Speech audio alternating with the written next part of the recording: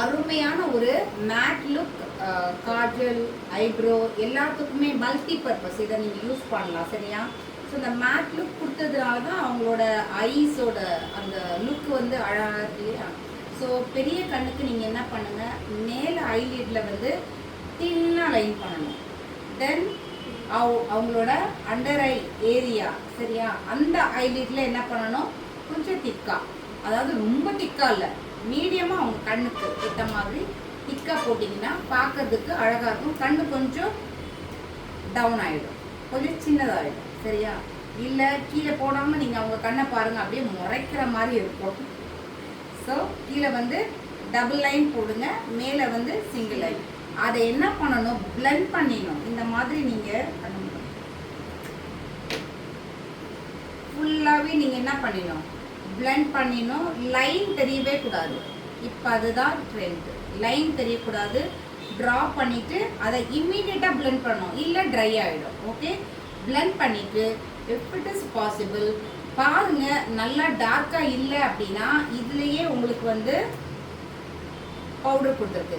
அந்த பவுடர் லைட்டாக அப்படி எடுத்து மறுபடியும் டைரெக்டாக கொண்டு போகாதுங்க. மறுபடியும் என்ன பண்ணணும், நல்லா இப்படியே இப்போ டேப் டேப் மெத்தடில் நீங்கள் அந்த பவுடரை வச்சுருங்க. ஓகே, சரியா? இப்போ கீழே கண்ணோட கீழ்ப்பகுதி எப்படி இருக்கு, நம்ம பிளெண்ட் பண்ணியிருக்கிறோம்.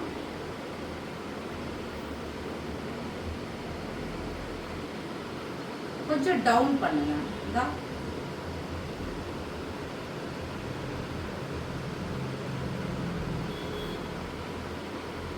சரியாம்மா? அவுட்டர் கார்னர் வந்து கொஞ்சம் ப்ராடா போகணும். தென் இங்கே அதே மாதிரி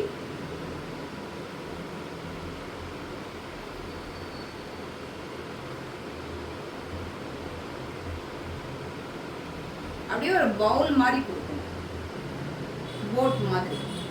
அப்போ வந்து பார்க்கறதுக்கு அழகாக இருக்கும். ஒரே லைன் போட்டிங்கன்னா நல்லா இருக்கு. பிளெண்ட் பண்ணணும். ஃபஸ்ட்டு வந்து ஜெல் போடுறோம், அதை பிளெண்ட் பண்ணணும். அதை லாக் பண்ணுறதுக்கு பவுடர் போடுறோம். சரியா? கரெக்டாக இருக்கணும். போத் ஐஸ் ஆர் சேமாக இருக்கான்னு பார்த்துக்கணும். சரியாம்மா? ட்ரை பண்ணுவீங்களா? பண்ணலாமா? ஏதோ பார்க்க போகிறேன் எப்படி ட்ரை பண்ணிட்டீங்கன்னு. சரியா?